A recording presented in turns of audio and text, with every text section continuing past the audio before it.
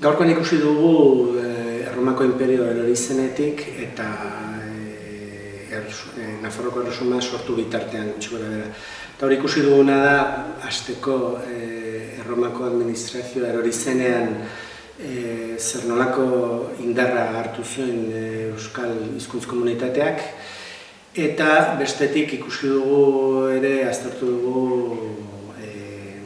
Erdi Aroan nola joan zen sortzen, nola sortu zen Nafarroko Erresuma, eta zer hizkuntz aniztasuna zegoen, bistan da euskara